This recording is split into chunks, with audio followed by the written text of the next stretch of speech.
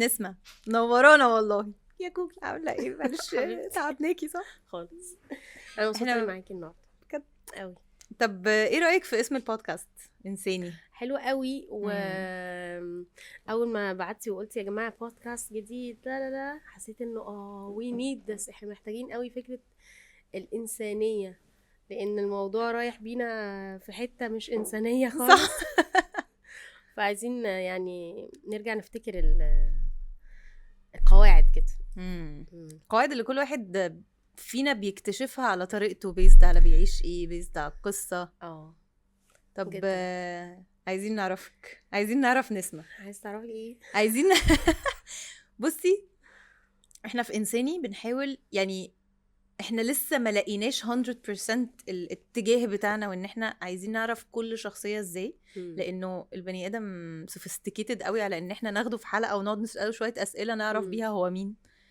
فكل شوية هتلاقي الحلقات، كل شوية بنحاول نفهم اكتر مين الشخص اللي قدامنا، ايه الحتة النور، الحتة الضلمة، هو اكتشف ان هو الشخص ده ازاي. ايه رأيك نبتدي لو انتي هتقولي لي مين نسمة النهاردة هتقولي ايه؟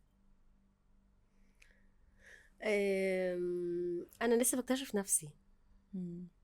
يعني انا ممكن اقول انا اتغيرت كتير قوي، والرحلة بتاعة التغيير يعني، او حبيت اشوف، مش حبيت، انا رحت لحتة التغيير غصب عني، رحت مزقوقة. ايه ده يعني ايه؟ يعني كنت ماشية عادي، الحياة زي الفل، ما فيهاش حاجة من ناحية انه الطبيعي الابس اند داونز، والطبيعي انه يعيا ويقوم ويشتغل ويسيب الشغلانة ويروح حتة تانية ونخلف ونكبر والعيال اللي هي الدايرة بتاعت الحياة طبيعية عادي جدا. التشيك ليست اللي هو احنا ماشيين عملنا تك تك تك تمام. بس في دايما حاجة كده بتروح على حسب بقى تسميتها ايه، يعني شلوت، فجأة، شلوت، زحليقة، ألم، خبطة على النافوخ، أيوه. وقعة وما بتقوميش منها أصلا عشان هي وقعة مختلفة. فبتزقك ان انتي هتعملي ايه، يعني هل هتاخدي نفس الرياكشن بتاع كل وقعة وكل صدمة وكل موقف، ولا هتغيري أصلا رد فعلك فهتشوفي حاجات تانية، فهتروحي أصلا سكة تانية. سؤال. فكانت واقعة بقى، كانت واقعة من اللي هم واقعة على زقة على كل حاجة في بعض كده. طب عندي سؤال، احنا دايما او بحس يعني من غير تعميم، انا بحب اعمم مثلا اوفر، فبحب دايما كلمة راحتك. دايما خدي راحتك. بحس انه هي بتيجي خبطات، ولو انا ما فهمتهاش هي بتيجي خبطة بعديها أسوأ فأسوأ فأسوأ فأقوى فأقوى فأقوى لحد ما تجيبني أرض. ممكن فاخد بالي انه ايه ده، لا هو انا بجد محتاجه اغير. اللي هو ألم التغيير، اللي هو ألم التغيير احنا بنتجنبه اكتر. يعني ممكن ابقى قاعده في حاجه مش بسطاني واتقبل ألم المعاناه عادي جدا، بس ألم التغيير لا. امتى اللحظه اللي بشفت بيبقى ألم التغيير بالنسبه لي اهون من ألم المعاناه اللي انا فيه ده؟ ما هو على حسب يعني عارفة البني آدم كده عبارة عن خزان، هو كل ما هيتحط فيه حاجات هو بيقول يعبي حبة حلوين كده، وبعدين لما بيبتدي يدلدق بيبقى مش عارف قوي إذا كان بيدلدق من مخزونه بتاعه هو الأصلي، ولا بيدلدق عشان الحاجات اللي اتحطت عليه هي أصلا مش المفروض تبقى في الكونتينر بتاعه. فاحنا بندلدق ايه دي مسؤوليات دي، ولا ده هم ده، ولا ده على ايه ده؟ حسب بقى، يعني مشاعر سلبية، يعني عمال نملى خزان ايه ده؟ خزان أحزان. لا عليه خزان أحزان. لا يعني ما هو الخزان ده عبارة عنه سنين عمرك بقى، مواقف كتيرة اللي انت اتعلمت منها واللي ما اتعلمتهاش، واللي اتعلمت منها هتخرج منها من الموقف ده تعمله تاني بنفس الاكشن او بنفس رد الفعل وتستنى نفس النتيجة، ولا انت بتغير رد فعلك عشان تروح لنتيجة تانية؟ يعني الزحليقة بتاعتي مثلا كانت اكتر ابتدت 2019 تقريبا او 20 حاجة في الوقت ده، يعني ان هي كانت خبطات صحية كتير ورا بعض. يعني ايه خبطات صحيه؟ وقعت كلها وقعة في الجسم، يعني كلها كأنها اوكي. انا قلت إشارات. انت بتقولي الخبطه صحيه فاتخضيت، قلت لا ازاي الخبطه تبقى صحيه؟ حلو يعني. اوكي. يعني كلها إشارات مم. بتقول مم. هدي، وقفي، مم. اصبري، غيري مسارك، اقفي بصي. بس انا كنت القطر هوبا يلا عندنا مش انجازاتنا فاضي يعني. نحققها، احلامنا كبيره، عندنا البيج بيكتشر، يعني الصوره الكبيره الحلوه دي واخدانا قوي. مم. فانا ماشيه وراها علشان انا بحب احقق وبحب انجز وبحب نجاح عامه يعني. ف الحاجات الصحيه اللي حصلت ورا بعض مم. كأن بجد رسالة من ربنا انه طيب انتي مش قادرة تشوفي الحاجات، طب انا هشد الفيشة منك غصب عنك عشان تقعدي وتشوفي دنيتك من فوق عاملة ازاي. ف... فدي تقريبا كانت، يعني انا في العادي ما باخدش بريكس يعني، وبقعد يلا بينا من هنا نروح هنا نوصل كده الحاجات وما نضيعش وقت وما نضيعش وقت. ودايما ببقى لو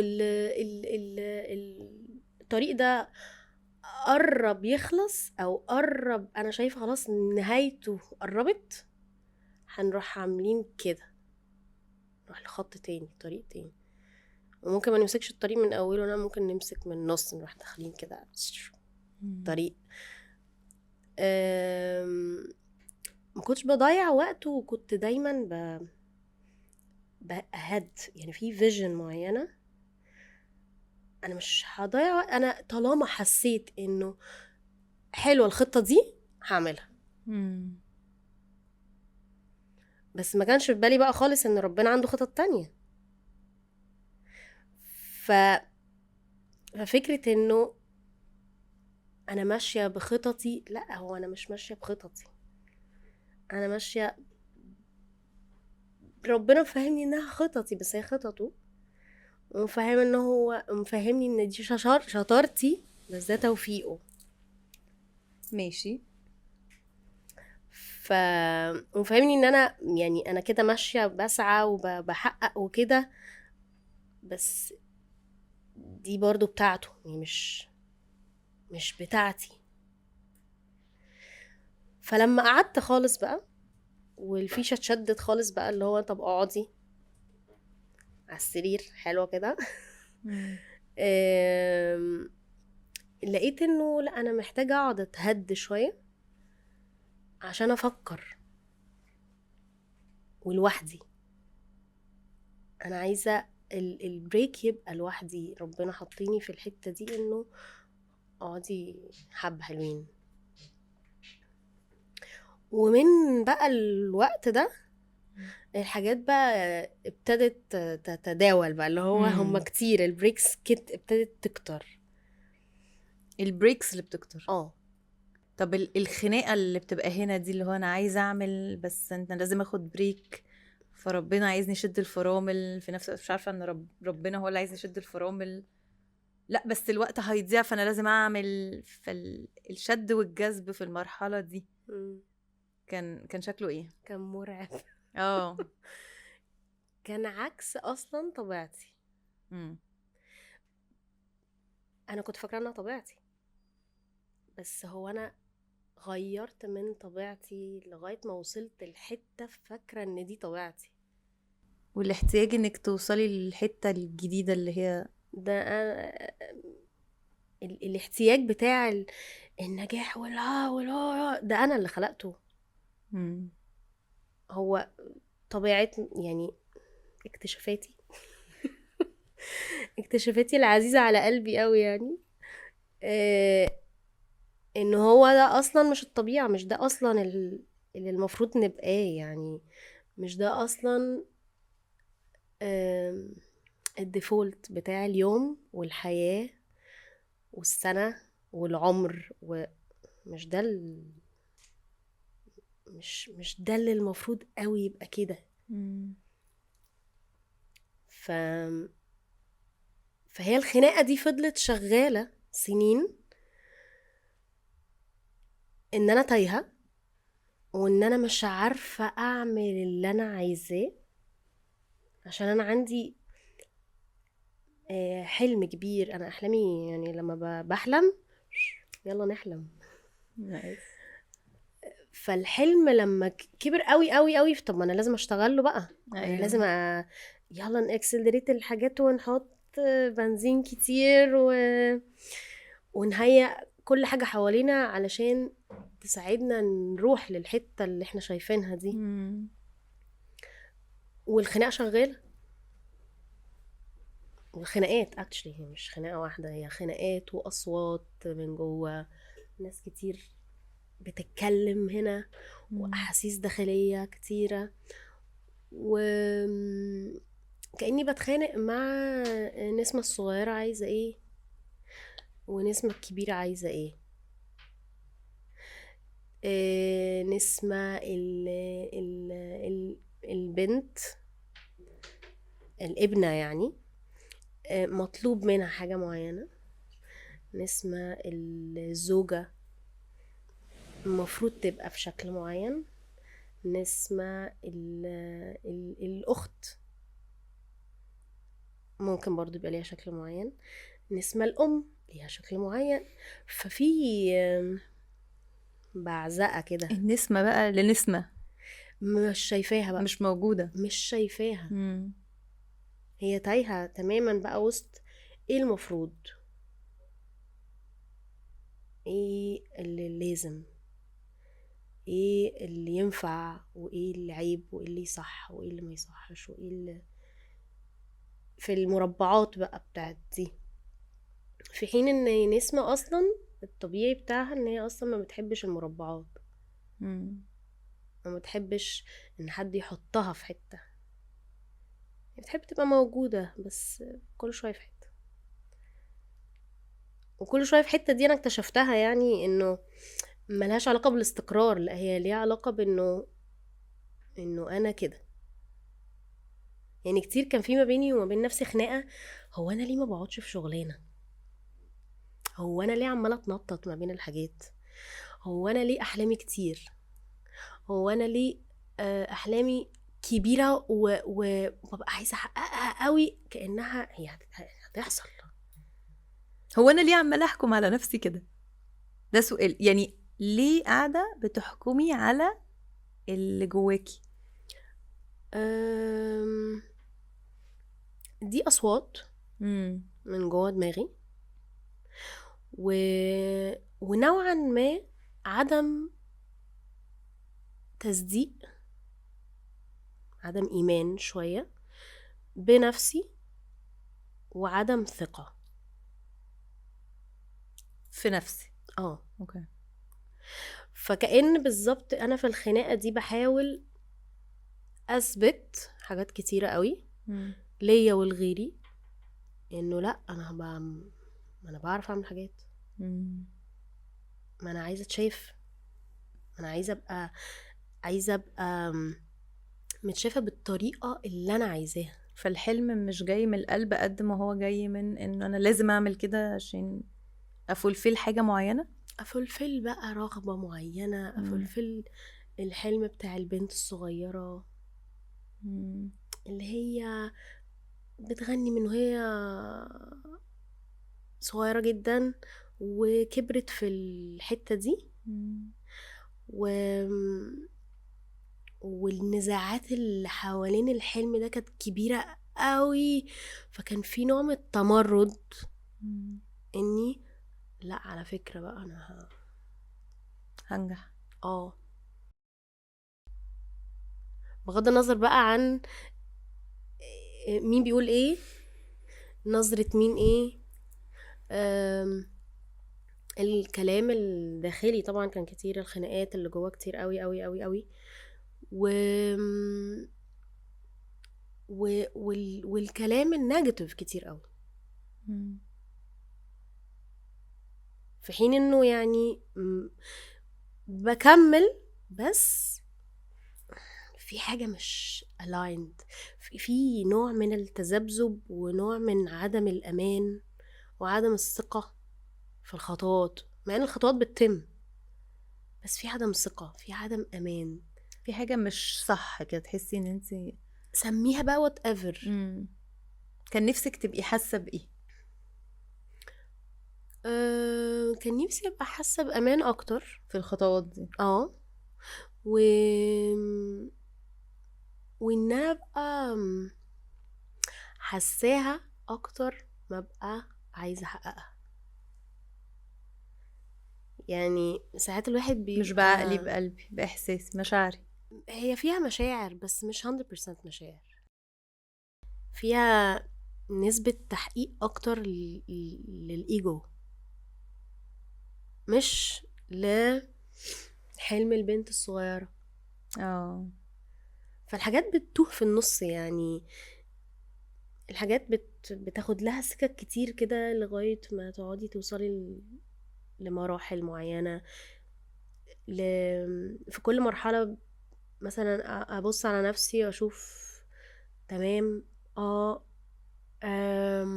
طب ما تيجي نعمل، وتطلع فكرة تانية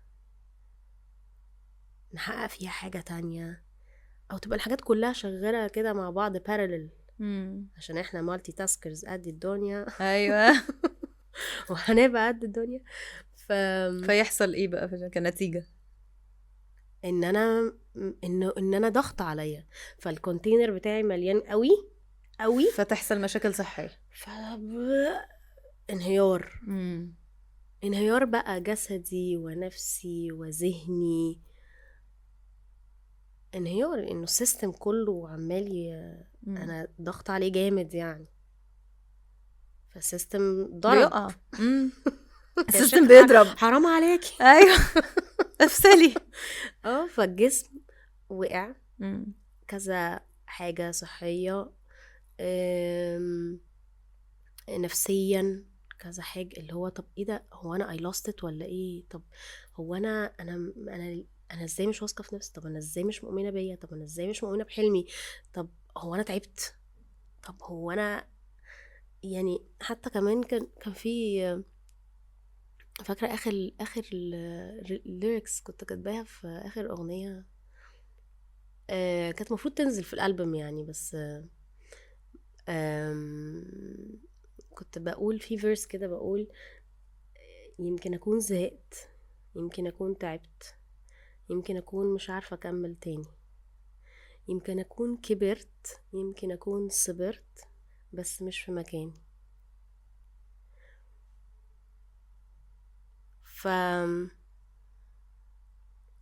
فالمحاولات كويسة جدا، انها بتوصلك لأسئلة الإجابات والحيرة اللي في مخك، انها بتوصلك لإجابات الأسئلة والحيرة اللي في مخك. ايه بقى الأسئلة؟ يعني لو خدنا دلوقتي، لو رجعنا كده نشوف نسمة كانت فين وبقت فين، ايه الأسئلة اللي عرفتي تجاوبي عليها؟ كان أكبر سؤال فيهم، واللي أدت لأن انت هنا النهاردة، أكبر سؤال فيهم إن أنا ليه مش مطمنة. الله، حلو قوي السؤال ده. ليه بقى؟ يعني ليه حاسة مش إن أنا عارف مع كل ده وأنا مش مطمنة؟ ليه مش حاسة بسكينة؟ ليه مش حاسة إن أنا تحفة الله والإحساس بقى يكمل معانا؟ أنا عجبني قوي إن انت قلتي مطمنة مش مبسوطة، قلتي مطمنة. ليه مش حاسة بسكينة؟ أصله أنا مبسوطة، ببقى مبسوطة جدا الحاجة اللي بعملها، لأن أنا عايزة أعملها عشان بحبها. بس هو إحساس بقى مبسوطة ده مش حاجة حاجة لحظية يعني. فرحانة، حاجة لحظية، فرحانة باللي بيحصل مثلا. مبسوطة ان الناس مش عارفة عملت قالت ايه وسوت ايه، ما بكرة الصبح هنصحى نلاقي الناس نسيت عادي. صح. بس ان انا ابقى في سكينة ومطمنة، دي انا كنت هموت عليها انا يعني. مم. خلاص مش مفيش حاجة مريحاني بقى، مفيش حاجة مريحاني. مش بنام. أم، ممكن في فترة انعزلت يعني كده، اللي هو لا انا مش عايزة حاجة اصلا. مم. أم، وممكن اروح اعمل اللي انا بحبه عادي جدا، بس في فراغ كده، مم. في نوع من انواع الفراغ. و... و... ومش علشان بطلت احب الغنى او المزيكا او كده، لا انا بحبها جدا،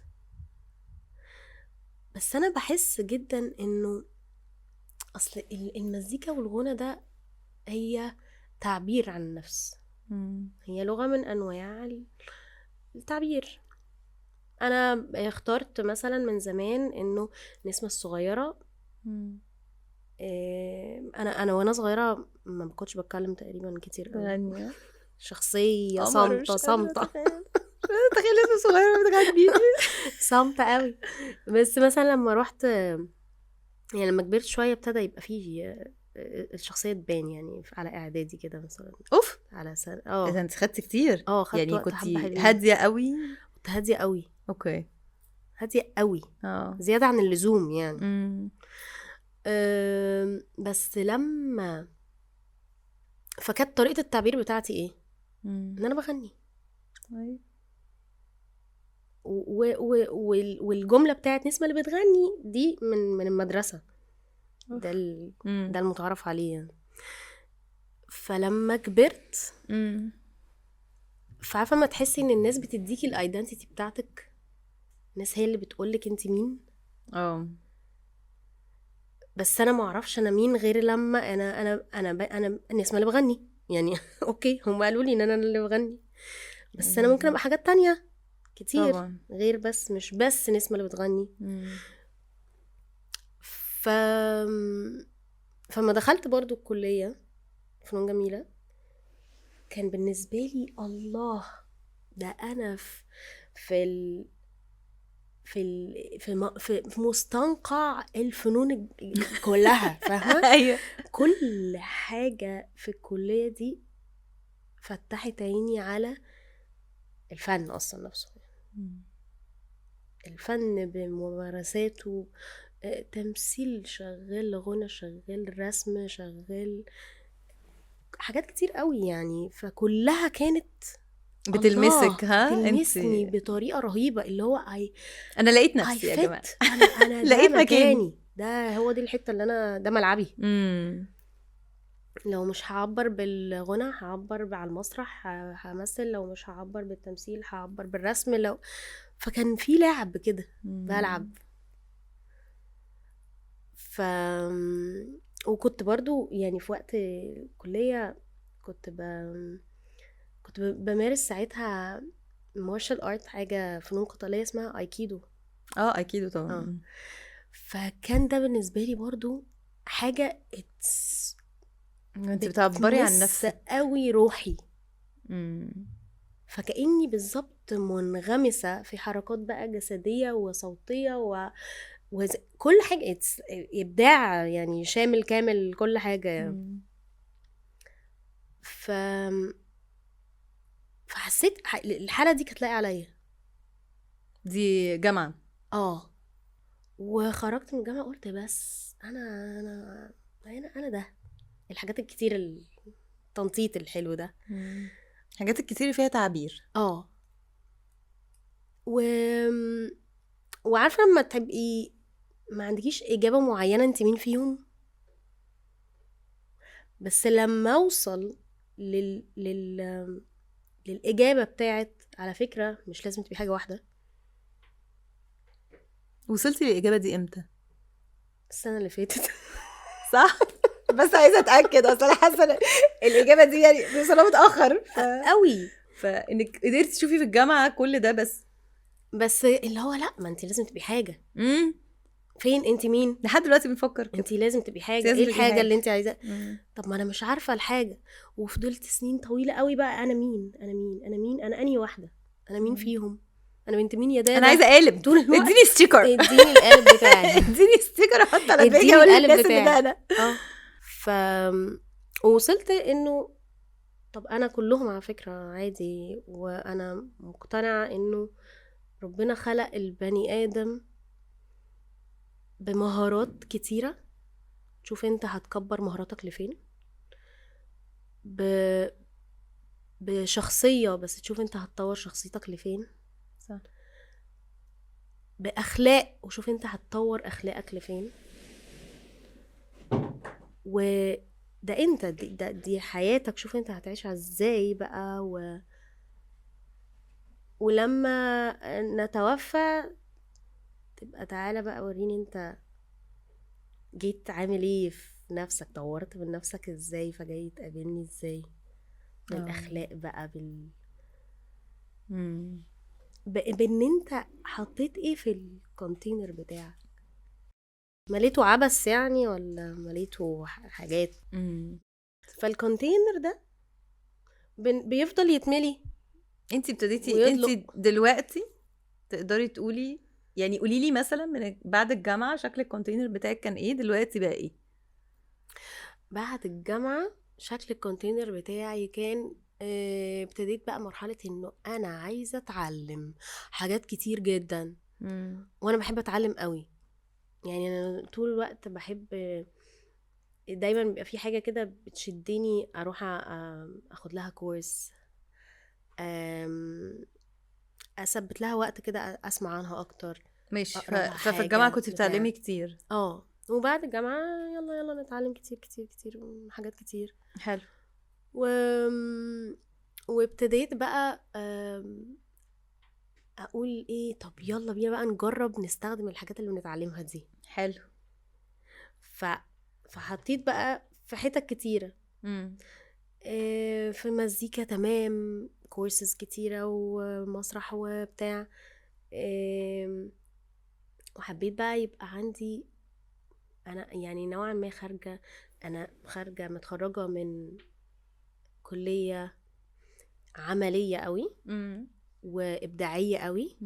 بس انا حسيت ان انا مش عايزه اقف عند الحته دي، انا عايزه احط شويه خبرات عمليه بتاعه اللي احنا نعرف نشتغل في سوق العمل العادي، مش بس في الحته الفنيه بس، ان انا كمان يبقى عندي سورس اوف انكم تاني من الحته الكوربريت بقى، الحته بالظبط الشغل العادي. فيلا بينا ندخل اكتر ندعبس. هو الحاجات الفنيه اللي بتطلع لنا دي اصلا وراها ايه بقى؟ مين اللي بيطلعها؟ حلو ده. الشركات اللي بتشتغل وراها منظمات، مؤسسات، الناس اللي بتطلع على المسرح بتغني، مين اللي بيعمل لهم بقى الحاجه ده اسمهم ايه بقى دول فلو انت دماغك شغاله، انت مش بس فنانه يعني، في انتربرنور جوه برضه. انا بقعد اهري كده. دماغ شغاله برضه. فتنططت بقى في حتت كتير ليها علاقه بالسكه دي. ورش ثقافيه، فن وثقافه مصر، ايه يعني ايه اداره ثقافيه، يعني ايه اداره فنيه، يعني ايه مسرح، يعني ايه انتاج، يعني ايه اصلا صوت بقى واضاءه وانتاج مسرحي، وان احنا يبقى في منتج فني نطلعه للنور بشكل حلو فالناس تشوف ده بس. فدخلت في الحته دي حبه حلوين، ودخلت في المجال الموسيقي اكتر عشان انتي برضو لانه حسيت انه الله انا عايزه ادخل في الحته دي. ده انا قوي. يلا الاقلام بقى. مداني الحياه السعيده الحلوه العادي دي، عايزه القلم، اديني في الخازوق. القلم بقى الحته دي كلها كانت زي الفل، ما كانش فيها اي حاجه.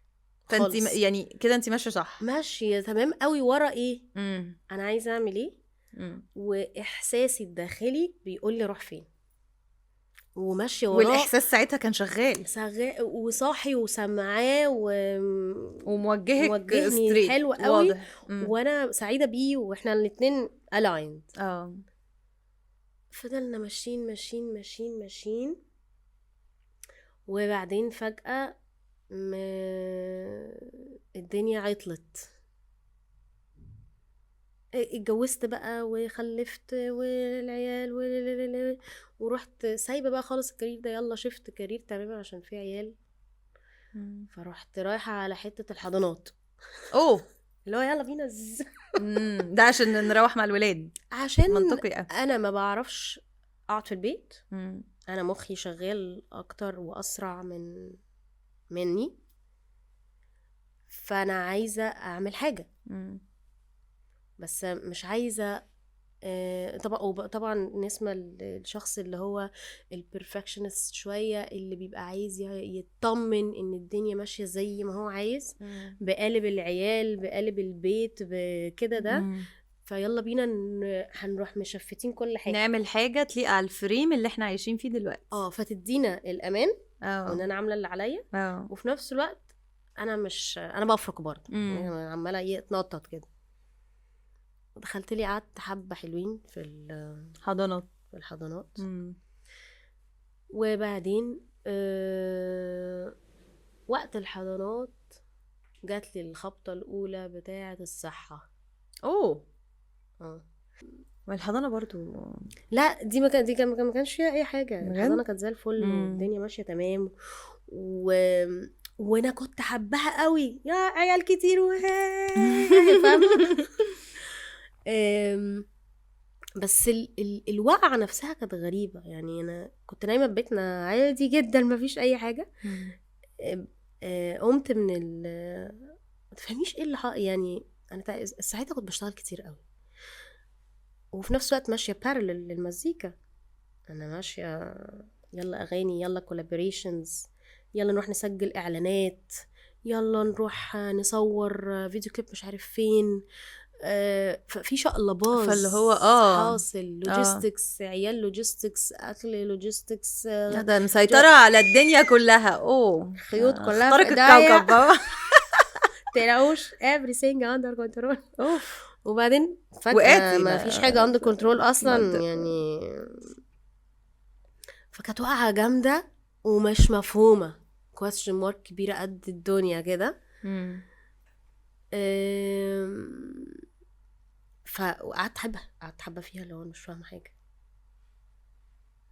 وبعدين يلا حصل خير، نرجع تاني. اعمل نفسك مش واخد بالك. تك تك تك تك تك دورت المكنة تاني. نفس السرعة كأن مفيش حاجة حصلت. عادي يا جماعة، حادثة بتحصل كتير كده. يلا وقع كمان، رباط صليبي ومش عارف ايه، ولا لا لا لا لا ماشي اوكي، يا رب تفهم. يا رب تفهم. يا رب تفهم. بعدين معرفش حصل لي ايه بقى ساعتها. وقت الكورونا، بعد الكورونا طبعا. الكورونا خدت مني مجهود رهيب. طلعت تايهه. انا بنت مين يا دادا جامد بقى. انا عايزه ايه اصلا؟ انا مش عارفه اصلا، انا مش عارفه انا عايزه ايه. السؤال ده ايه التريجر بتاع المشهد ده؟ ايه التريجر؟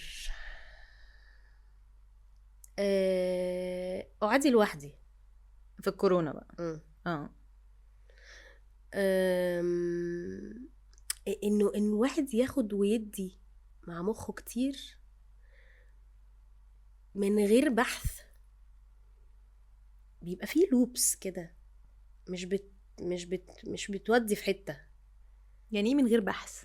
يعني من غير ما نقعد نكتشف هو من غير ما ندور على الإجابة بجد. يعني أنا ممكن تجيلي فكرة، يجيلي سؤال في مخي، بس أنا ممكن أفتي وأطلع له إجابة، بس هل هي دي الإجابة؟ هل هي مرضية لكي؟ ما هو على حسب أنا أفقي فين. يعني ممكن تبقى مرضية دلوقتي، يومين 3 ما كلتش معايا، مش عجباني. يلا بينا ندج شوية كمان كده مم. ونشوف هتودينا فين، يمكن نلاقي حاجة. مم. ف وقفتي بقى قدام المراية. وقفت قدام مراية وما كنتش فاهمة ان اصلا المفروض اقف هنا. انا اللي كان موترني اكتر ان انا مش فاهمة يا جماعة، هو ثانية، هو احنا هو ايه ده؟ الوضع ده جديد عليا. الف... ال... اللي هو انا مش عارفاني، انا مش فاهمانه، انا مش عارفه انا عايزه ايه. انا انت عايزه ايه دلوقتي؟ انت ايه اللي موترك يا ست الكل؟ اهدي بس ثانيه، انت في ايه حاصل؟ ما فيش بقى سبب معين. I love this. انت عارفة ايه اللي حاصل يعني ايه اللي حاصل؟ من كلامك كده بوجهة نظري المتواضعة؟ انت كنت واحدة aligned جدا مع نفسك جدا، يعني انت كبرتي، يعني تجربتك في الجامعة very expressive، انت ونفسك بترقصوا مع بعض، انت ونفسك بنكسبرس نفسنا بكل الطرق وبنعمل اللي احنا عايزينه و very aligned، وبعدين فجأة صحيتي من النوم ما تعرفيهاش. مع وقت طويل. يعني ما اه فجأة احنا مش aligned، احنا we disconnected من بعض. معرفش يعني correct me if I'm wrong، لانه مش حاسه حتى وانتي عارفه. بتسألي نفسك دلوقتي السؤال اللي هو ايه ده، هو ايه اصلا السيتويشن اللي فيه انا وانتي مش حاجه واحده. بصي يا كوكي، انا حسيت امم بعد الرؤيه العامه اللي حصل ده انه انه دايما في حياة الانسان في دايما نفق بتدخليه عشان تخرجي واحدة تانية. فده كان بداية النفق وانا ما كنتش واخدة بالي. امم وضلمة ونور وضلمة ونور وحاجات كتير بتحصل فيه وانا مش شايفة ان انا في الاختبار اصلا. بس مع اخر النفق فهمت ان ده الاختبار. هو مش اختبار واحد، يعني هي اختبارات كتيرة وهنفضل في اختبارات مستمرة معانا. بس قصدي انه في نفق كده كأن الواحد، بالنسبة لي انا يعني كأني بختار اتولد من جديد. بختار انا، يعني بقعد دايما اقول الاكسبريشن ده ان انا بختار ادوس على زرار الريست. يلا بينا نعيد التظبيط. I love it. والزرار ده موجود في حياة اي حد في وقت اي حد. هل دي ريست للفطره؟ دي ريست لايه؟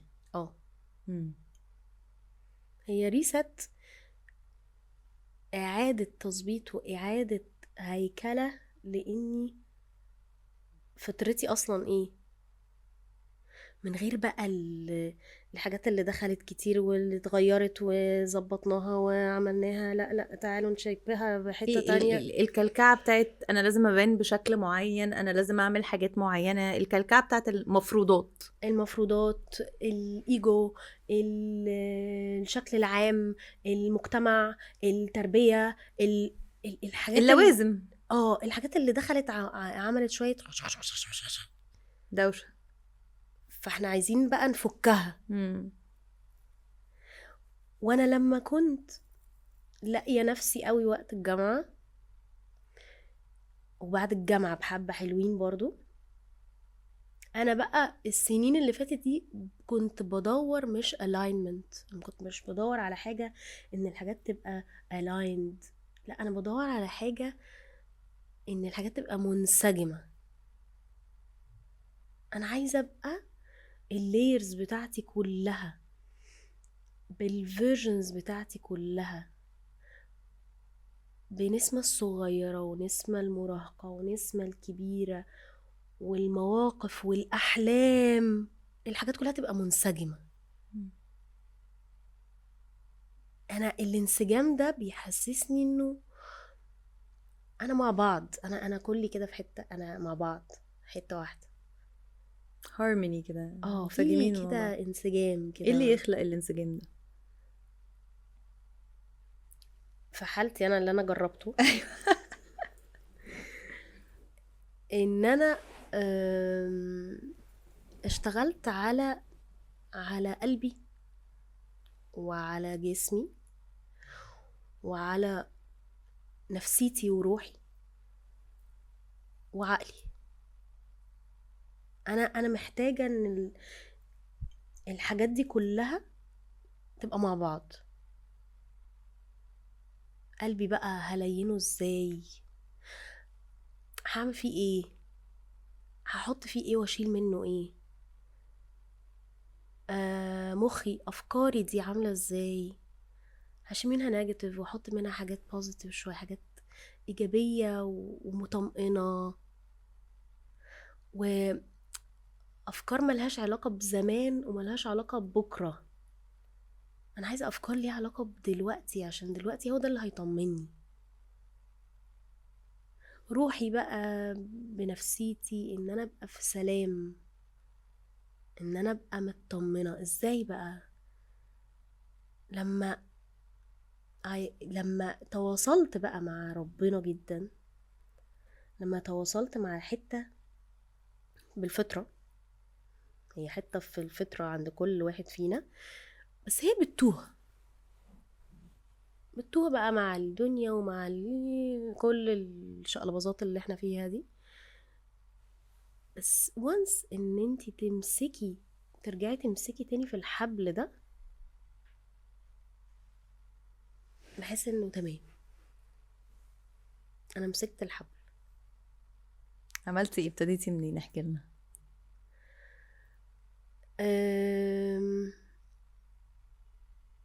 ممكن اقولك مثلا التواصل الحقيقي ده من 3 سنين مثلا، او يعني 3 سنين وحتة كده. عدم الاتزان واللخبطة الكتير والابس اند داونز الكتير قوي قوي قوي، كنت بجد مرهقة قوي. يعني عياط بقى مستمر في اي حتة، مع اي حاجة تخبط فينا بنروح وانا عز العياط قوي انا بحبه يعني، قوي. دموعي اقرب من اي حاجة ممكنة. بس حسيت انه انا محتاجة افضي كتير، محتاجة اتواصل بجد مع ربنا، عشان هو مفيش حاجة تانية هتريحني وهتقربني وهتطمني غيره. انا مكنتش عارفة ده،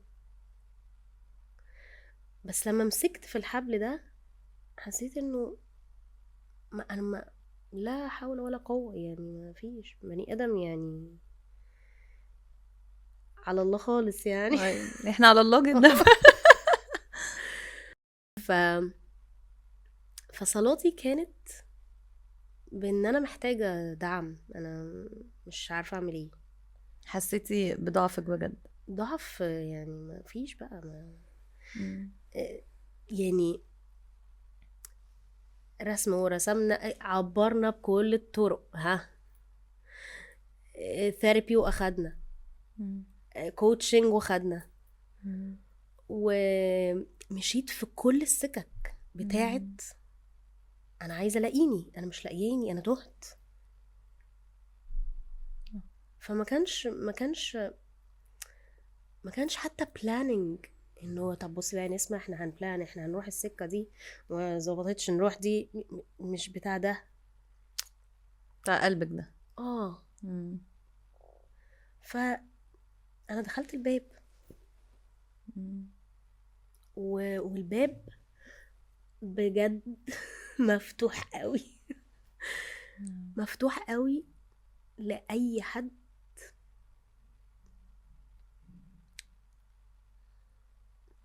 عايز يقرب.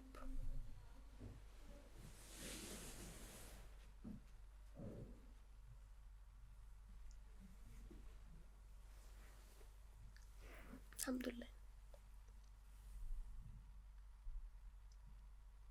بس بقى اضحك. طب كملي. فالحمد لله ان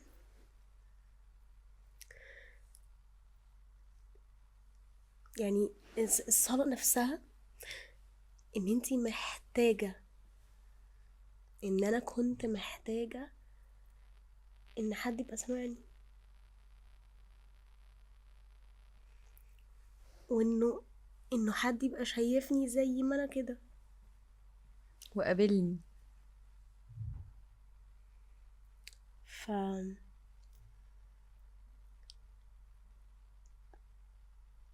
فهي رحلة صعبة، بس انا ممتنة جدا وبحمد ربنا جدا جدا جدا انه فعلا شافني وسمعني ودعاني و... وما بقتش تايهة. يعني حسيت انه انا هبلة قوي. مم. هو انا كنت بجد شايلة هم ايه؟ شايلة هم ايه؟ الدنيا؟ شايلة هم انا مين وعايزة ابقى ايه ونفسي في ايه وعايزة احقق ايه يعني حلو جميل، مش مم. هتفه منه يعني أيوة. خالص، لانه انا كده برضو. بس يلا نحط الحاجات في اماكنها مم. وندي الحاجات حقها. يعني مش هنقول ما تعبريش عن نفسك، لا عبري عن نفسك، بس في حاجة أهم منها. عايزة تنجحي انجحي، بس ترتيبها ايه؟ مش هي دي اللي هتجيب الأمان ما انت خلاص بقى والطمأنينة اللي عرفتي انت التيتا، حسيتي بيها؟ عرفتي التيتا، مم. عرفتي انه لما لما انا نفسي ابقى حاسة بعدم اطمئنان وعدم هدوء وسلام نفسي، انا خلاص عرفت طريقي. مم. مش هدور بقى كتير يعني، خلاص خلاص. انا عرفت الباب، عرفت ان في حبل ممدود لي وانا دايما ماسكه فيه، هفضل ماسكه فيه.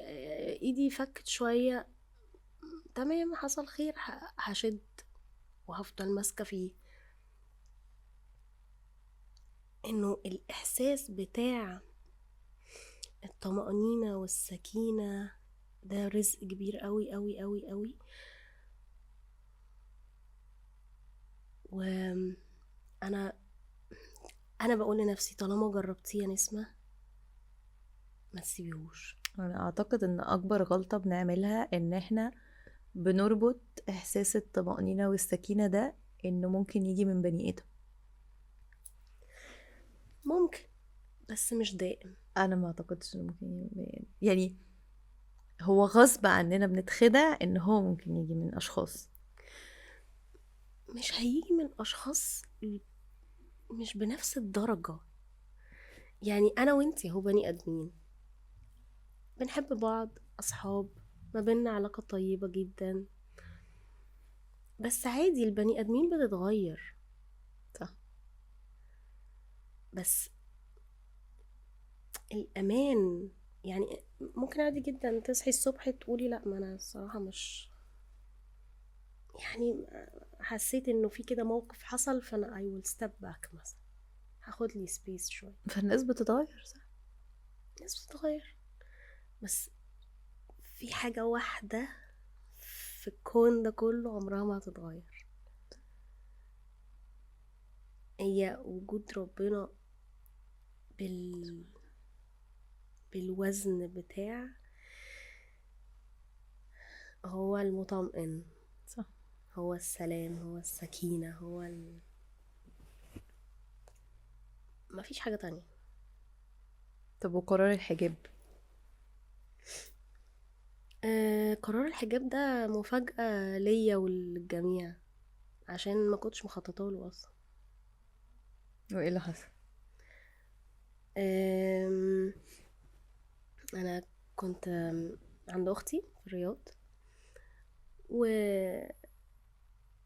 قضينا اجازة سعيدة لطيفة وكده، وقلنا هنختم الاجازة بعمرة. الله، امم ما تقوليش. اه ف... اوكي. فانا مش رايحة مم. مخططة مم. لده نهائي. مم. مش هقولك ان انا ما فكرتش، لا انا فكرت طبعا، لانه انا يعني بقولك السنتين او الثلاثة الاخرانيين آه يعني مسكت في الحبل علشان كنت تعبانة، وكنت حاسة ان انا كل ما بقرب وبمسك في الحبل اكتر ببقى كويسة وببقى مستريحة وببقى عايشة دلوقتي ومش عايزة حاجة تانية. مم.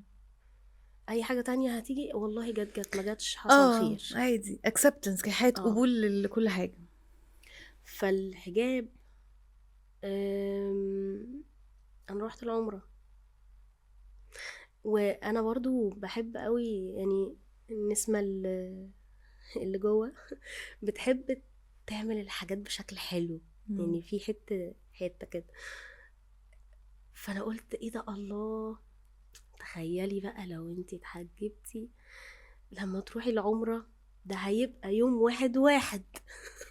اوف. وجاسوت ده 1/1 كمان موافق 1 رجب. فانا الحاجات دي يعني انا عمري ما كنت بفكر اصلا في الشهور العربية سبحان الله. وفضلها ايه مم. وبنعمل فيها ايه وايه الاعمال اللي يعني مم. ما كنتش بلنك يعني، او مم. كنت باخدها من على الوش كده، ماشي هو اوكي طب تمام ماشي ماشي. هنصوم ماشي هنصلي اه. يلا بينا تمام. مم. بس ان احنا نغطس كده ونفهم ونفهم ونلنك الحاجة ببعض ونسأل مم. ونبحث ونطلع الإجابات بنفسنا علشان نبقى فاهمين هي الإجابة مم. دي جت منين. مم.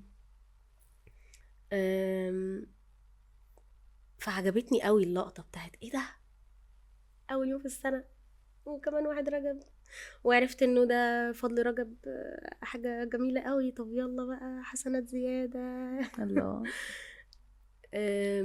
واختي ومامتي وصاحبة اختي كانوا معايا في العمرة وكل حاجة، ومحدش يعرف ان انا خدت القرار من نفسي. أم، انا تقريبا قلت لهم قبل ما نروح من المدينة، تقريبا قلت لهم 3 أو 4 يوم حاجة كده يعني. مم. يعني لسه حتى محتفظة بالفيديو بتاع ماما بقول لها واحنا واقفين اه. في الحرم، يعني بقول لها ماما انا اتحجبت.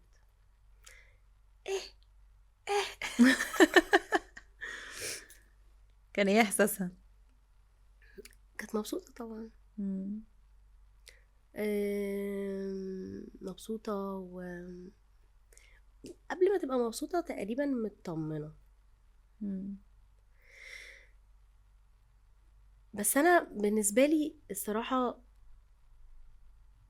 أنا بحسه قوي إن الحاجات دي يعني عارفة ما تحسي كده إنه هي كل قرار هو قرار شخصي جدا، وأي قرار هتاخديه في حياتك هو قرار شخصي. والله انت عايزة تشاركي فيه الناس اللي حواليكي اللي بتحبيهم وبتعزيهم، تمام. عايزة تشاركي فيه بيه بالقرار ده العالم كله، تمام برضه مفيش مشكلة.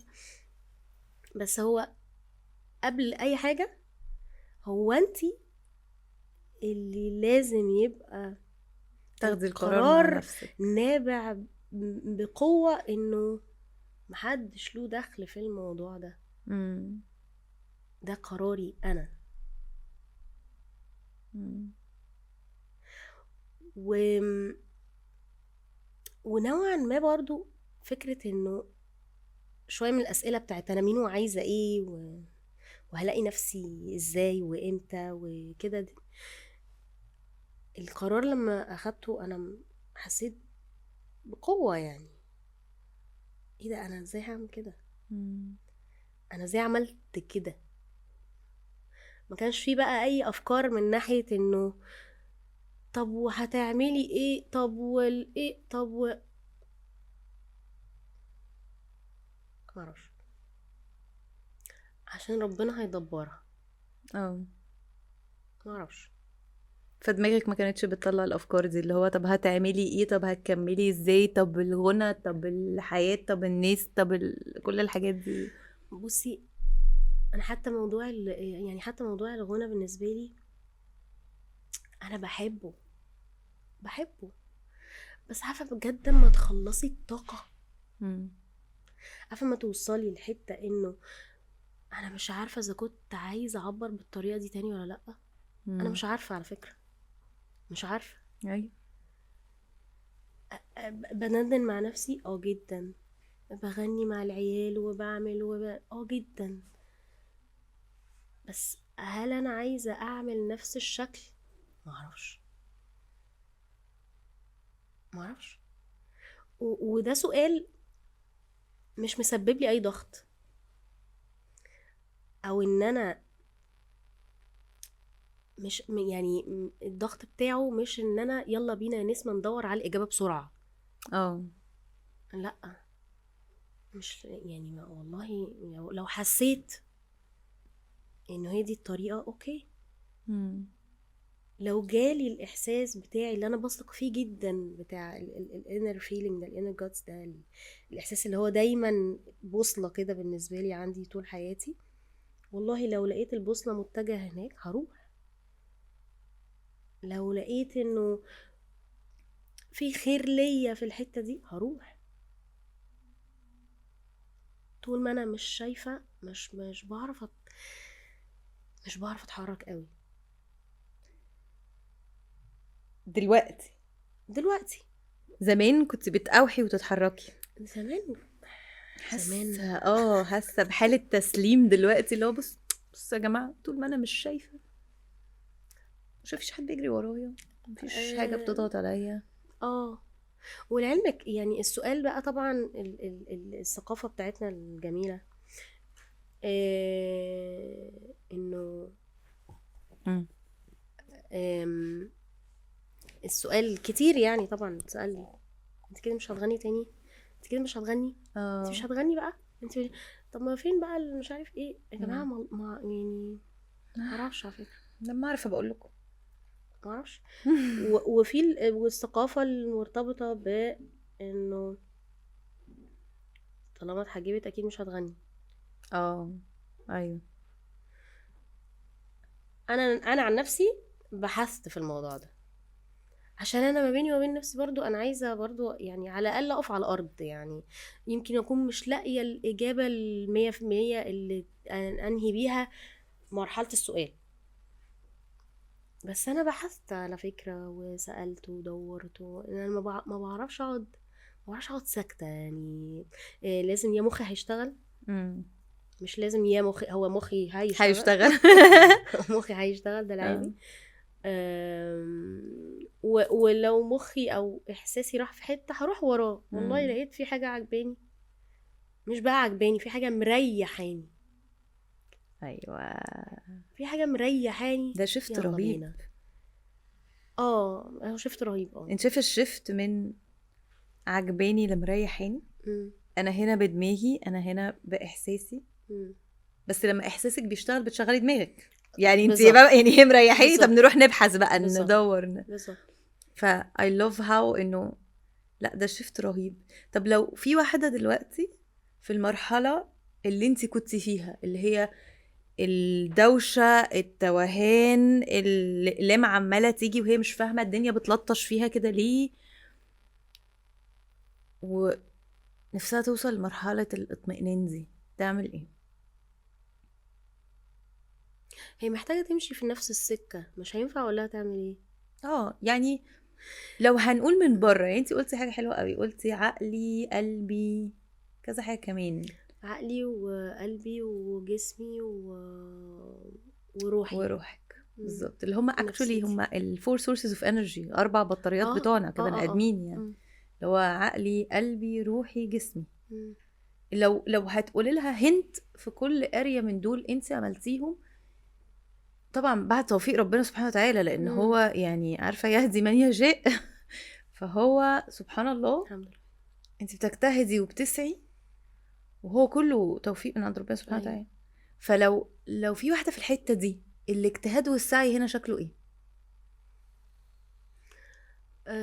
اللي انت من اللي انت عملتيه، يعني انا مش بقولك قوليها from an expert opinion، من حياتك، من اللي انت شفتيه.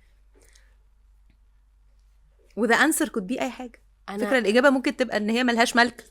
يعني هي كل حد بجد، كل حد له دخله، وكل حد وليه رحلته، له مدخل، وكل حد له رؤيه، وكل حد يعني في ناس اصلا ما بينفعش معاها اقول لها اعملي 1 2 3 ما بتمشيش. وفي ناس لو قلت لها اعملي 1 2 3 ما تقول لك لا انا هعمل 4 5 6. صح. وفي ناس عادي هتجرب اللي انا بقوله وما تجيبش معاها نتيجه، يعني فاهمه. ايه اكتر حاجه عملتيها ابتدت تنور لك شويه الطريق، تنوره شويه، مش انه فين ولا ايه ولا بس اللي هو كانها اديتك نو هاو كده؟ هو ان انا كنت بتعامل انه ربنا شايفني، يعني انا ده كان ما فيهوش بقى اي نوع من الشك. اللي هو طب بص اللقطه دي انا على فكره في مع السلامه خالص بقى، لو انا اصلا مش عارفه بقى قلبي اصلحه ازاي، معرفش قلبي ده فيه ايه طبعا عشان اصلحه. مخي ده افكاره دي جايه منين، نابعه منين؟ طب الاحلام الكبيره قوي دي يا رب بتحطها لي ليه طالما مش عارفه اعملها؟ فالافكار دي يا ربي ممكن تصلحها لي بليز، عشان انا بجد مش عارفه اصلحها. مش عارفه اعمل ايه، انا مش عارفه فيها ايه. انت قول لي انا هعمل على طول. الحاجات اللي في قلبي دي ايا كان بقى، احاسيس واخلاق وطباع وتصرفات، ممكن يا رب يعني لو سمحت ساعدني عشان انا مش عارفه ابتدي منين. كان ايه بقى اللي بيحصل معاكي لما بتعملي كده؟ انهيارات بقى، يلا نصلي كتير. يلا نصلي كتير، وفي اي حته. في اي حته، مش لازم خالص في مكان بتاعي، في اي حته. وفكره ان انا اتكلم بقى، اتكلم من قلبي، اتكلم من قلبي. في ادعيه كتيره ومعروفه، وادعيه انبياء معينه، بس انا في الحته اللي جد اللي كانت مش موجوده خالص في حياتي وابتدت تبقى موجوده، وهي دي اللي ودتني في حته تانية، ان انا اتكلمت مع ربنا.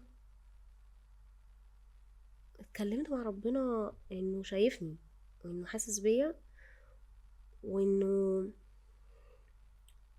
بجد ساعدني، عشان انا مش عارفه انا اعمل ايه. انا فعلا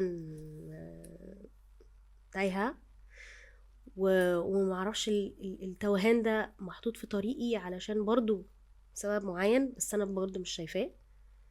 فخلصني يا رب بجد من المرحله دي، وعايزه ابقى كويسه.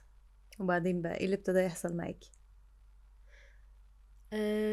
وانا بسألك بثقة عشان هو بيبتدي يحصل حاجات، يعني عشان عشت هذه التجربة. فبيبتدي يحصل حاجات، بتبتدي تقابلي ناس، بتبتدي تشوفي حاجات، بتبتدي تعيشي تجارب، بتبتدي تجيلك مسجات، ده حقيقي، يعني من ناس ربنا مسخرهم بطريقة. فايه اللي حصل معاكي؟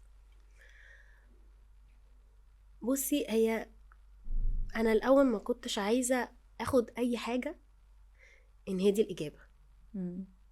مش شك، بس تأني.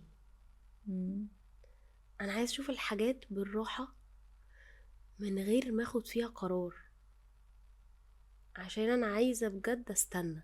بس انا ما بحسش ان ربنا بيبعتلك اجابه. لا، ما بيبعتش اجابه يعني.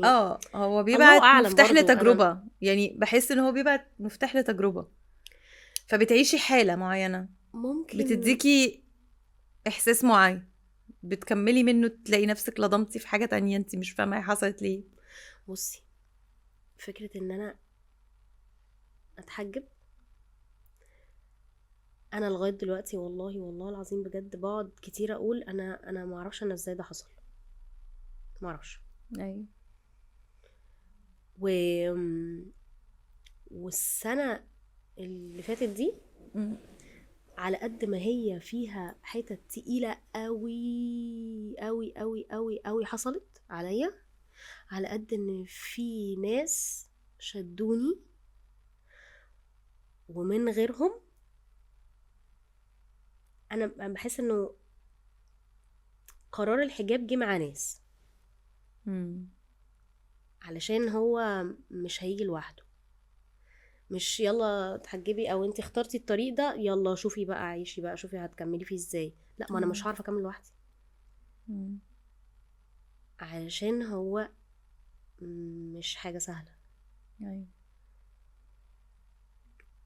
وعلى قد ما هو قرار كان اوبا بس وقعه بعدين طبعا. بعد ما فهمت، بعد ما قدرت اسنك، بعد ما كل شويه بلينك اصلا انه ايه ده ثانيه ده في حاجه، مم. ايه ده ثانيه ده في حاجه اتغيرت، ايه ده طيب ممكن نبقى لايقين عليه. بتبتدي دماغك تشتغل بقى دلوقتي. اه ممكن لايقين عليه بقى عشان هو مش اشارب على فكره، اه هو حاجات كتيره قوي والشكل الخارجي هو عباره عن اشارب صح. بس عشان يحصل مم. محتاجة مساندة وإعانة ومساعدة سبورت نفسي وسبورت ومعنوي. سبورت رهيب. مم. هو جهاد نفس. ف ففي اللي أنا بحسه جدا بجد إنه ربنا لما رزقني الحجاب وقال لي يلا اتفضلي، مم. هو جاب لي معاه هدايا، ناس بتساعدني وقبلاني زي ما أنا وقبل التغيير ومدياني مساحتي، مم. والحتة دي بتفرق معايا قوي. يعني في ناس في الدنيا ممكن تحبك عادي بس تلاقي فيه كلام كده اه اللي هو ما بلاش مم. بلاش الفايبس دي لانه احنا بنتأثر، يعني احنا بشر بنتأثر يعني انت قصدك الكلام اللي هو من تحت لتحت ملوش لازمة، اللي هو من تحت بيوجع ملوش لازمة، او انه مش من اصلا وراكي يعني، بس قصدي اللي هو بيوجع بيضايق يعني، مش بتقوليش حاجة زي كده يعني. او انه اصلا يبقى مش فارق.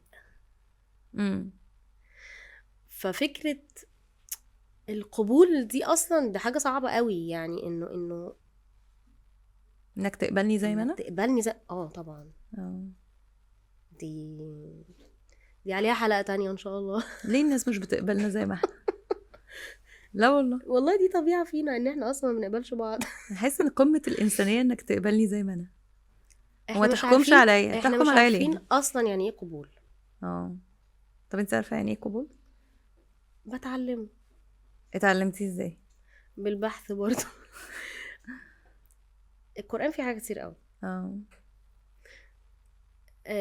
وما كنتش عارفه امم خالص يعني، بس لما ابتديت اقراه وابتديت ابحث اكتر وابتديت افهم واستفسر عن الكلام يعني عارفه كده لما تدخلي بجد طريق انتي مش عارفه فيه اي حاجه، بس اي معلومه هتجيلك منه هيبقى رزق ليكي. طبعا ايوه فاهمة قوي. فانتي اصلا مش متوقعه بقى، انتي فلو اصلا انت اصلا مفيش انت اصلا راندملي لو فتحتي المصحف وقريتي حاجة هي بتبقى رسالة كده، رزق فاهم. وابحثي بقى فيها بقى مم. وشوفي بقى ايوه قصتها طبعا افهميها الاول وفهميها برضه. بقى ونزلت فين طب وليه ومين اللي قال عالم تاني. مم. فده برضو نوع من التواصل رزق، انه في تواصل كده هو نفس الحبل اللي حكيت لك عنه ده، ان انتي تبقي ماسكه فيه عشان تطلعي بقى فيه ليفلز كده. الليفلز دي عبادات كتيرة قوي قوي قوي بتقربك بقى لمخك ولقلبك ولجسمك ولروحك. انا مبسوطه قوي ان احنا وصلنا لحتة ان هو الحبل اللي مع ربنا هو اللي بيكريت الطمأنينة. في ناس مش عارفة تروح للحبل ده اصلا، دماغها بقى واخداها فين، تجربتها عاملة ازاي، نفسيتها عاملة ازاي، فتبتدي منين؟ يعني انتي نمتي صحيتي شفتي الحبل، لا طبعا. عملتي ايه عشان تشوفي الحبل وتتقبليه؟ لانه الحبل ده تحسي يا اما انتي شداه من الطفولة، يا اما هو اتقطع وبنشده واحنا كبار. فانا لما فايه بقى يعني ايه اللي يخليني اروح اجيب الحبل ده وابتدي؟ مش عارفة يا كوكي، ما عنديش إجابة واضحة لده، لأنه انتي لو عايزة هتقومي ربنا هيديهولك. يعني عارفة جدا لما مش قادرة طبعا افتكر الدعاء او الحديث، بس فيما معناه يعني في معناه يعني اني قريب. ربنا بيقول اني قريب. فهو ربنا بجد اقرب مما كلنا نتخيل. ايوه. بس احنا اللي بعيد، وبعيد وفاكرين برضو في كده يعني في كده حاجة بحسها انه طالما انت بعيد عن ربنا يبقى انت مش مؤمن كفاية، او طالما انت قربت من ربنا يبقى انت كده مؤمن قوي فاحنا مش زيك. اما هو الايمان درجات، بس احنا ليه برضو مش يعني ليه هحط عليكي الفريم بتاع انت بقيتي مؤمنة او انت مش مؤمنة؟ انا في فكري يعني اللي هو او ان انت بقيتي متدينة قوي يعني او لا مش متدينة. ده مرتبط بالناس. لو احنا بنتكلم على حاجة ليها علاقة بعلاقتي بنفسي انا، ازاي انا ابقى في تراحم بيني وبين نفسي، لان انا دلوقتي خلاص انا عارفة ان انا بقع وعمالة اخد اقلام خلاص وبنهار ولا بقى جسمي ولا عقلي ولا بقى مفيش حاجة جايبة، وانا بدور على الطمأنينة ومش لاقياها، لا في بني ادمين اتخنتوا خذلان ولا فما مش عارف ايه، في شغل حصل فيا ايه، في مش عارف، فخلاص مش لاقيه الطمأنينة خلاص. أيوة. يعني خلاص انا الارض كده من تحتي راحت. اللي يخليني ارجع اقول انه هي الطمأنينة هنا، انا اتفرجت على نسمة وقالت لي الحتة دي فيها طمأنينة يا جماعة مش هتلاقوها في اي حتة تانية. هو الكلام مع ربنا، ده اتكلم مع ربنا، تصلي اتكلمي، قولي اي حاجة، قولي نفسك فيه، قولي اللي انت حاساه، قولي عشان انت ما يعني مش لازم اوصل لمرحلة اليأس عشان اقعد القعدة دي مع ربنا، او كده اقعد القعدة دي مع ربنا دلوقتي حالا. انا يعني مع اصدقائي انا دايما بقول عليهم الصحبة الحلوة. الصحبة الحلوة لسه كنا بنتكلم يعني عن استعداد رمضان وهنعمل ايه في رمضان وكده. فكنا بنتكلم ان كل اسبوع حد بيقول عبادة معينة او طاعة معينة او حاجة بنقرب بيها لربنا معينة، بس بيقول كل حاجة جابت معاه فايدة او كل حاجة يعني هو بيحبها يعني. فلسه كنت بحكي لهم يعني فكرة انه انا عمري ما عملت ده في حياتي قبل كده، ان انا بصلي ركعتين قبل ما انام. سميها بقى قيام ليل، سميها بقى. انا بالنسبة لي انا ده سكينة، المي تايم بتاعي مع ربنا. انا العيال تمام، تماريننا كله في مكانه، كل حاجة على وضعها. محمود حبيبي تمام اوكي. طب ادوني بقى يا جماعة ركعتين كده، معلش بقى لحظة واحدة، عندي بس اجتماع. وهم الركعتين دول اللي بتكلم فيهم. انا محتاجة اقول ايه النهاردة؟ تقولي ايه بقى؟ اي حاجة، اي حاجة. يعني بتقولي ايه اللي حصل النهارده؟ بتقولي حسيتي بايه؟ بتقولي ايه؟ يعني عارفه كده بالظبط في الكوتشنج ايوه. بييجوا يقولوا لنا اه. يعني مثلا بيقول لك ان انت بتكتبي انت ممتنه لايه، بتكتبي انت مش عارف ايه، لازم تبقي حاضره جدا مع النعم اللي ربنا مديها لك انا بقول نفس الكلام بس ربنا ايوه، ممكن اكتبه في الجورنالينج اللي هو بتاعي شكر عادي. وحمد اه أم. بس هو في نوع من التواصل، أمم. ان انا عايزه ابقى على طول متواصله. هو في 5 فروض، صلوات. 5 صلوات على اه. مدار اليوم بنتواصل فيهم مع ربنا، أمم. تمام. بس انا بالنسبه لي اللي بيعمل لي كده الحاجه بتاعتي. الحبل ده، أمم. الحبل بتاعي ده، انه انا ببقى عايزه اصلي واتكلم مع ربنا علشان اقول له انه مثلا انا اتضايقت النهارده من مش عارف ايه، انا مش عارفه اوزن يومي. يا ربنا، يا رب بدعي انه يا رب وفقني ان انا اعرف اربي العيال في الزمن ده،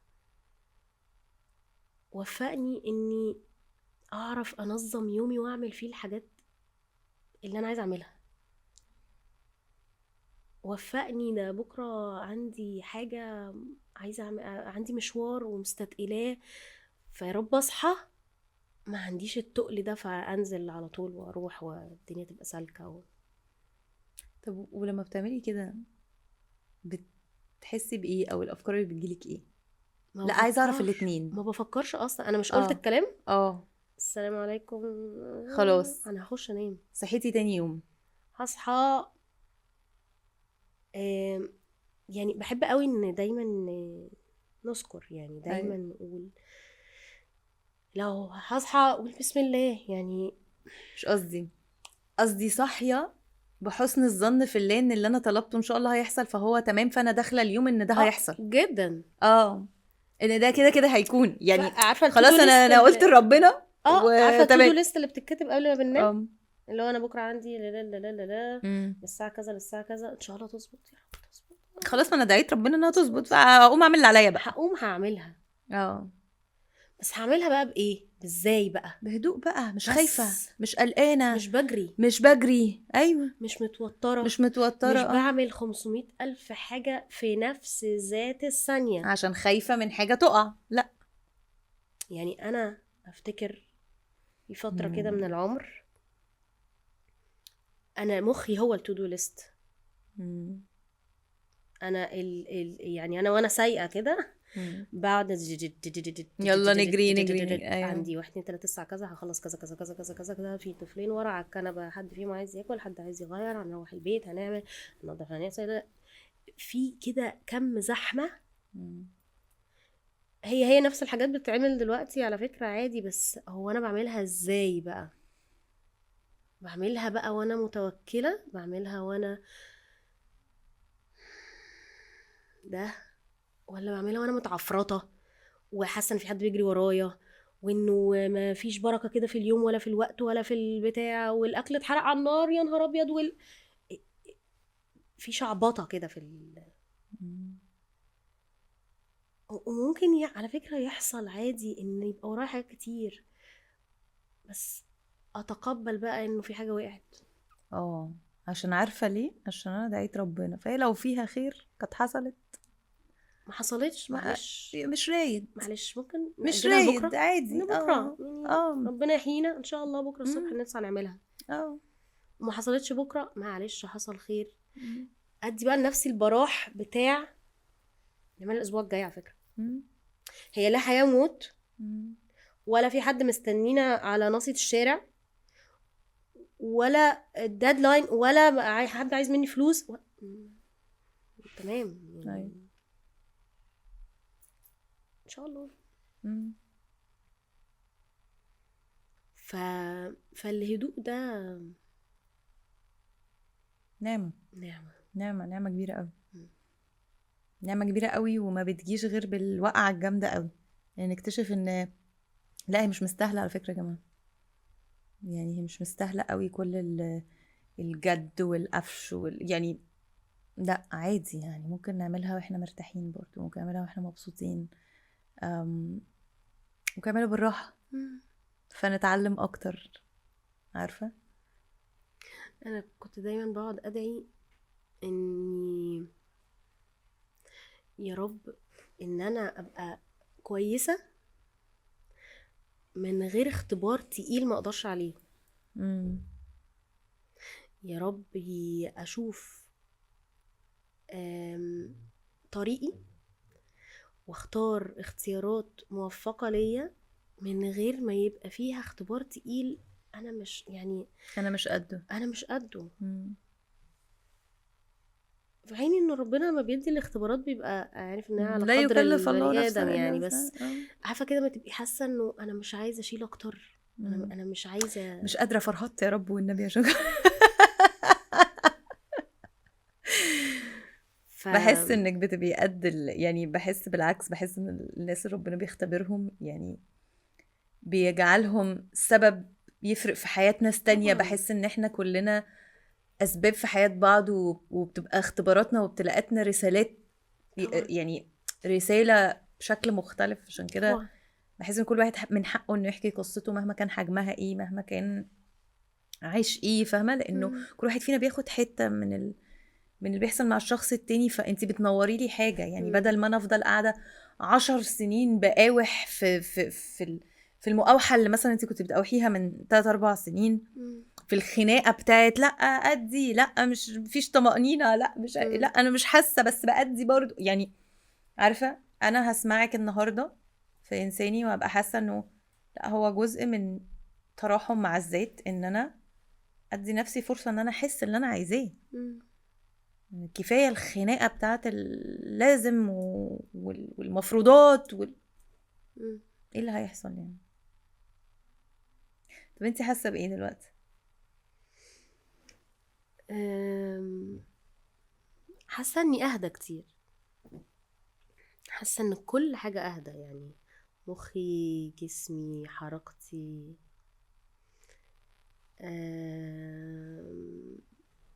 قلبي، يعني تحس ان الفريكونسي نفسها حصل فيها تغيير يعني.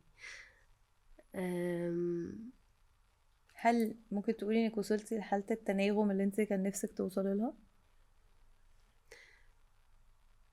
ما وصلتش للحتة اللي انا لسه عايزاها لان انا لسه عندي اسئلة مم. فبدور. ايه السؤال الجديد؟ لا اسئلة كتير قوي، استنى. قولي لنا اقوى سؤال جديد ملوش اجابة.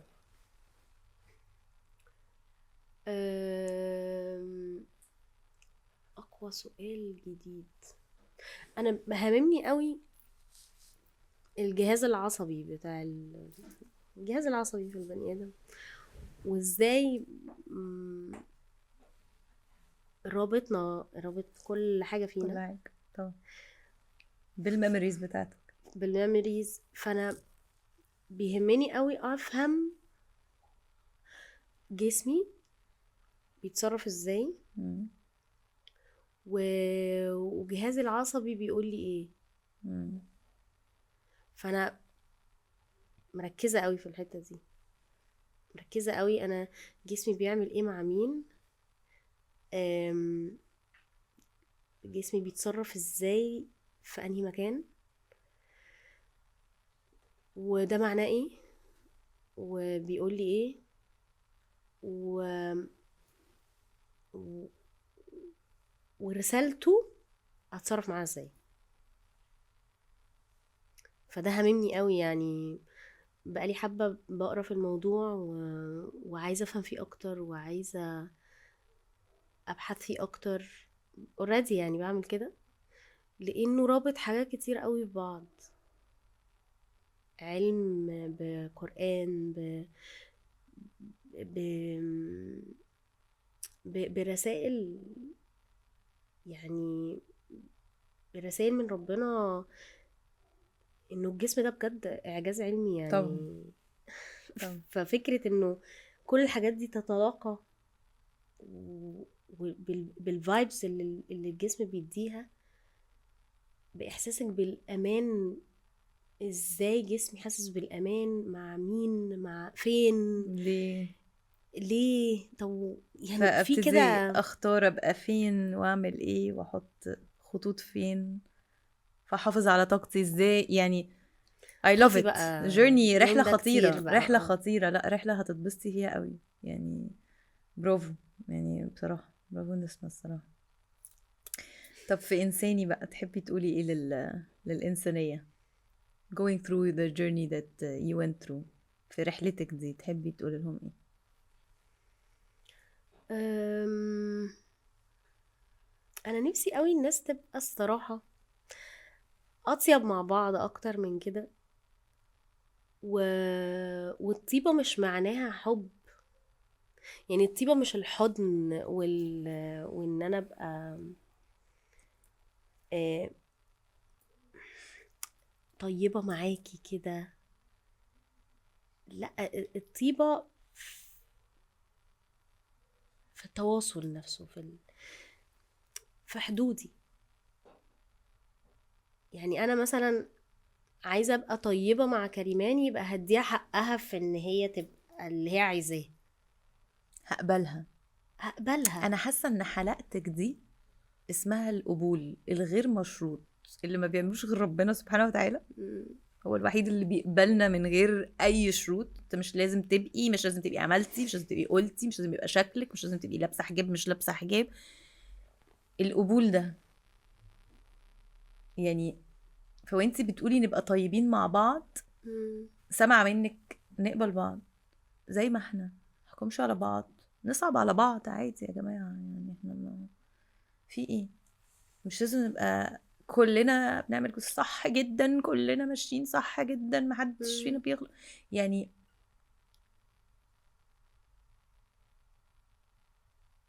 حاسه ان ده حلم شويه، لانه احنا كمان عايشين في مجتمع بيحكم قوي. اه يعني انت بيتحكم عليكي من غير ما تفكر، او انت بيتحكم عليكي اه وخلاص يعني. فحته انه التمس العذر لغيري، م. مفكرش فيه وحش برضو. يعني مش لازم عشان اعمل حاجه يبقى ده بني ادم وحش. ما هي تحتها حاجات كتير قوي، يعني اه الطيبة دي ان ممكن على فكرة الطيبة دي ان انا اصلا اسيبك في حالك، صح. انا هبقى طيبة معاكي، يعني لا هضغط عليكي ولا طب هل ممكن تبقى الطيبه دي ان انا احس بيكي جدا. فما اوجعكيش، اه ابعد عن الحاجات اللي بتوجعك؟ ومش هضغطك اصلا، اه لا بأسئلة ولا بوجود زيادة ولا بوجود ناقص ولا يعني فكرة انه الواحد احس بيكي. يسمع او يحس بان اللي قدامه محتاج ايه، او اللي امم قدامه عايز ايه، او انه وانه وان اسيبه في حاله، ان الناس تسيب بعض في حالها، يعني عادي ما تسيبيني في حالي. صح. انا يعني ليه هتقعدي تفكري فيها مليون سنة؟ يعني انت ما تخليكي في نفسك، يعني امم صح. خليكي في حالك، يعني خليكي في نفسك. كل حد بقى يشغل نفسه بنفسه. ايوه، خلينا في نفسنا كده. نخلينا في نفسنا. صح، بس في علاقات برضو. ايوه، ما هي العلاقات عمرنا ما هنعيش من غير علاقات، يعني مم. عمرنا ما هنعيش من غير حد قريب مننا او العلاقات الشخصيه بتاعتنا. بس بس فكره انه هنتقبل بعض ازاي، مم. ودي بقى عايزه وعي بقى سنين من العمر، يعني كل حد ووعيه، وكل حد هو واقف فين وفي انهي مرحله وفي انهي زمن. بس ان احنا نخلق مساحه طيبه كده ما بيننا وما بين بعض، فما يبقاش فيه احكام وما يبقاش فيه توقعات، فالدنيا تبقى سهله. عايزة الناس تفتكرك بإيه يا نسمة؟ آم، تفتكرني ان انا كنت حنينه وطيبه و...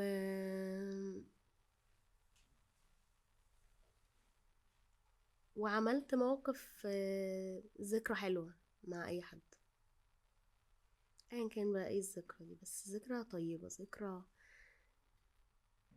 يبتسم فيها، موقف معين لذيذ، ذكرى طيبة يعني. انتي قمر والله. يعني انا كل ما بفتكرك ببتسم. كفايه ينفع ذكرى طيبة. قوي قوي. هل في حاجه كنت عايزه تقوليها وانا ما سالتكيش فيها او ما قلناهاش؟ لا ما اعتقدش، اصل انا مش جايه حاطه اي expectations في ايوه الموضوع. ايوه انا هي قاعده حلوه وبس. طب وايه رايك في خلاص. القعده؟ خطيره. كان بقى صح، نعملها تاني. قوي. نعملها تاني. ثانك يو سو ماتش. شكرا يا نسمة انك كنت معايا النهارده. ثانك يو يا كوكي، قوي Thank you. قوي قوي قوي. انبسطت قوي. انا كمان. اكتر.